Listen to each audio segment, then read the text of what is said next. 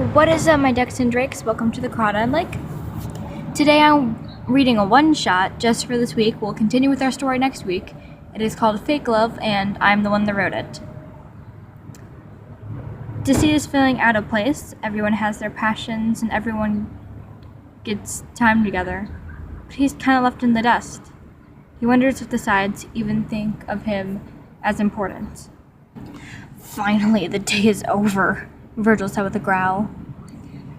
Must I always be the one who gets recorded last? Thomas left the room to go edit with Joan. Roman looked up at him with a snarky laugh. Remember, Virgil, we're not the ones who decides what that is. Thomas and Joan's doing. Logan looked up from where he was scrolling through Twitter and looked at the last swig of his coffee. If Remy was actually a part of this series, he'd be pretty upset that I'm using his coffee cup for this episode. Rose then came from behind the couch, tying a green thin robe around him so he didn't make Patton cry. It hurts so much to sit behind the couch on your knees without clothes. Logan, can you get some cold water in a bag, ointment, and some gauze? I think I got rug rash on my knees. Logan turned towards him and looked at the red knees. They were turning slightly green. Yes, this mostly would need medical attention. Come to the bathroom with me. When they were not recording, the sides hung out to pursue their passions. Yes, there were parts of Thomas, but it was still pretty chill. Logan studied the medical and engineering field. Patton took passion in being a therapist, where he believes Thomas got the idea for Dr. Bacani. Remus liked the idea of studying minds of criminals of the past and trying to figure out why they did what they did. And Deceit wanted to study to become a lawyer.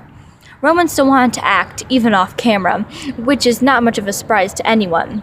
Then lastly, Virgil didn't really know what he wanted to do. He just tried different things, and he still hasn't found what he likes yet.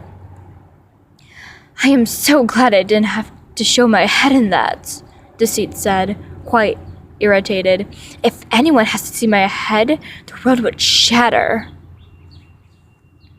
Roman started standing from the spot on the floor to sink out and go to his room. Stop being so dramatic, Deceit. That is obviously my job. I am out now. Toodaloo.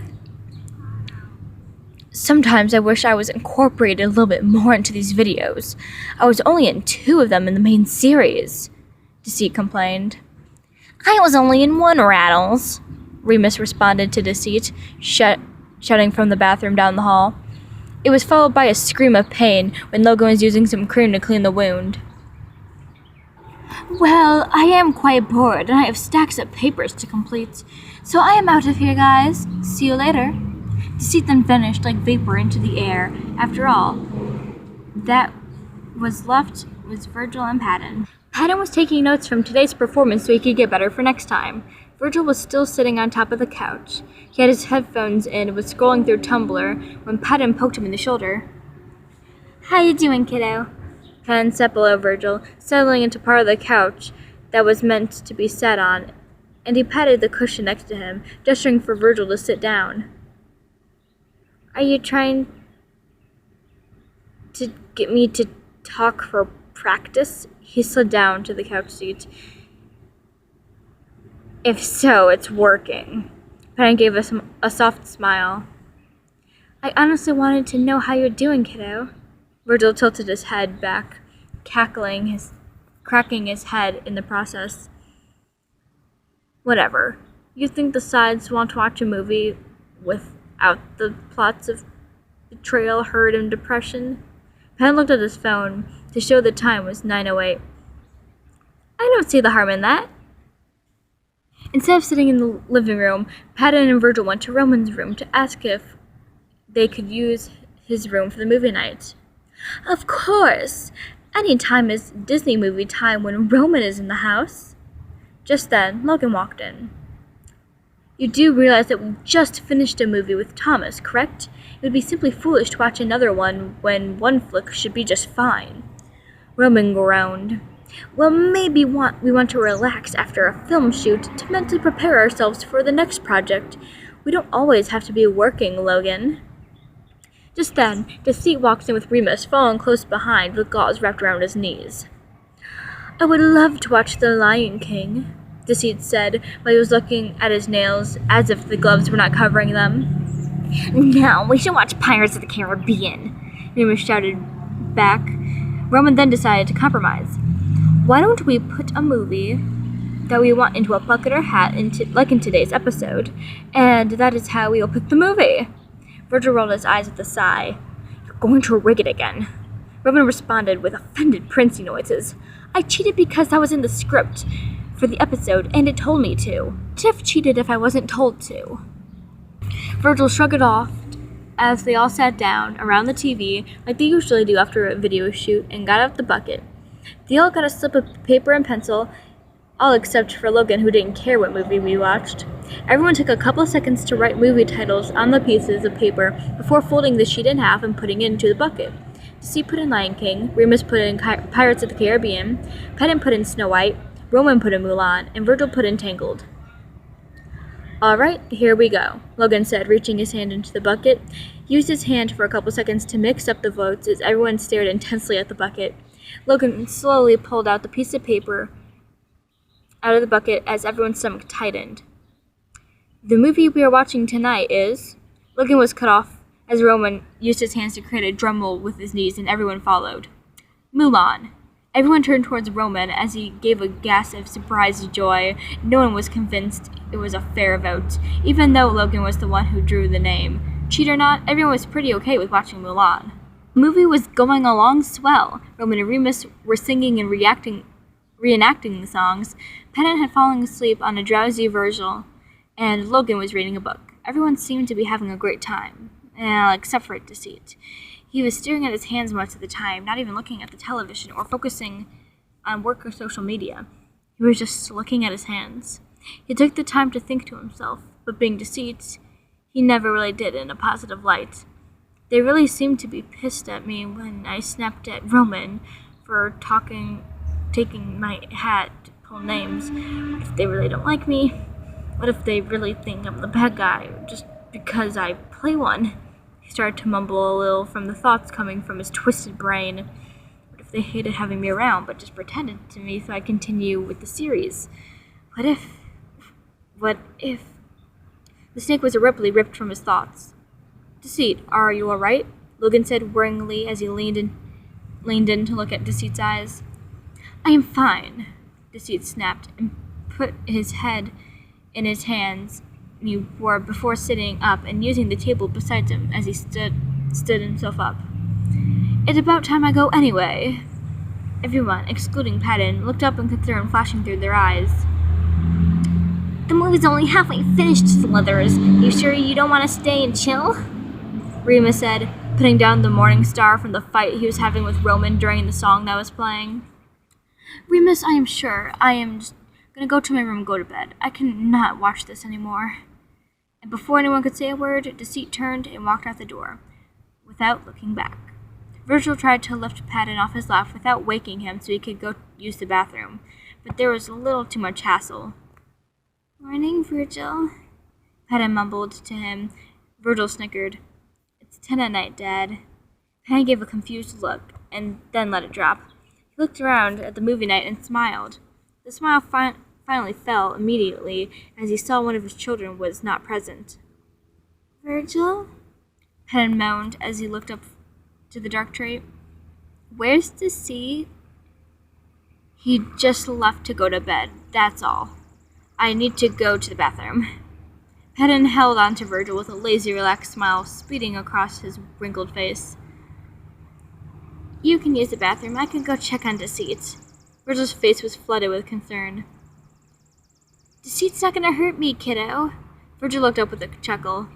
I know, Dad. I just don't think it'd be a good idea to leave Logan with the twins by himself. Remember last time? The two of us burst out laughing. Last time Logan watched them, they wanted to play kidnapper, and Logan was the one kidnapped. He freaked out so much when they tied him to the chair and taped his mouth shut. I'll stay here until you get back from the bathroom, and then I'll go check on Deceit. Virgil got up to use the bathroom, and Pedden turned to look at Logan. He could see his face turning back to his book as he was looking at us. The dad wondered if he was even looking at us while he was talking to Virgil. "Hey, Logan, what are you doing?" He looked back up at me with a sliver of a smile that pierced his lips. "I am reading this book. I have no clue what the title is of the book, though. There is no title page inside, and as you can clearly see, Patton, it has no words on the blank blue cover." Logan looked at the blue book cover, and Patton could clearly see that there is no cover. Prince, although sprung up all excited. "This is literally just the Beauty and the Beast book. A great book that Belle cannot put down for her life. But we have two ideas of what the story could be. It could either be the book of Beauty and the Beast based on all the events of the plot. It could also be a summary for Aladdin. That is their next movie to come after Beauty and the Beast, and it's a great product placement." We all stared at Princey blankly as Virgil exited the bathroom. "Okay, kiddos, I'm gonna go check up on Deceit. I think I know what might be the trouble, but I just want to make sure he's doing well." All the sides have done their way in acknowledging what Patton was saying, a word back as he skipped merrily to Deceit's door. It looked like it was a plank of wood that had been taken right out of the forest. There were claw marks going up and down the whole thing. Patton could not take much time to admire the door, though, because from behind the wood, he heard shaky breaths. "Hey, Deceit, can I come in, kiddo?" All Patton heard from the outside was a rustle of bed sheets and a tired grunt, but knowing our snake, he took that as a yes. "How are you feeling, buddy?" Dad said gently as he sat on the foot of the snake's bed. Deceit then decided to sit up, at least to try to talk to the father figure. His hair was a complete disaster without his hat. He had a deep bag under his human eye, and the snake eye seemed to be a bit wet, almost slimy. "Are you guys sure you like me?" Deceit asked Patton, looking as if he were about to cry. "Of course, kiddo. Remember, what you play as on the YouTube show does not follow you down here." Deceit heaved a long sigh. "I know, just you guys don't really treat me as the same as everyone else in the group. From what I know, you guys don't method act, so there should be no reason I feel this deep sense of insecurity. But I do." Patton was melted away as he went to hug the scaly trait. "Feelings are always valid, even if you don't always have a reason for feeling them, Deceit." Deceit then gave off his confused, almost cocky look. "Well, if someone felt anger and they punched someone, that would not be accepted as valid. Having feelings and letting them affect the way you react to two different things. You just need to trust that we're your friends. We all love you. If we didn't, we wouldn't invite you to the movie night, or to act with us, or even for karaoke bar outings." They both laughed, remembering that Roman and Remus did drunk karaoke. "I get that you have a good reason for feeling this way, even if you don't know what the reason is yet. But if you cannot let go of this feeling, just know that we are willing to be your friends. We love you, Deceit." Patton then placed a fatherly kiss on the reptile's nose, and stood up, reaching out his hand for his gloved hand to grasp onto. The two of them then walked back, hand in hand, to Roman's room to finish Mulan. The twins were then tucked out by the climax of the movie, and fell asleep on top of each other, swords in hand and all. Logan was just finishing his book, and Virgil was now on the beanbag, staring intensely at the screen with excitement. Patton went in front of the beanbag, and Deceit followed. They sat there and watched the rest of the movie as their bonding continued to extend, with their hearts growing wider with love that they had for one another. That is the story. I hope you like it. The story link is down below. I did write this, so I don't need to give authors credit. We'll continue part 2 of the book I was reading next week. There will be a poll if you guys like. Do you guys like the shorter Wattpad relayouts, or the longer ones better? Let me know.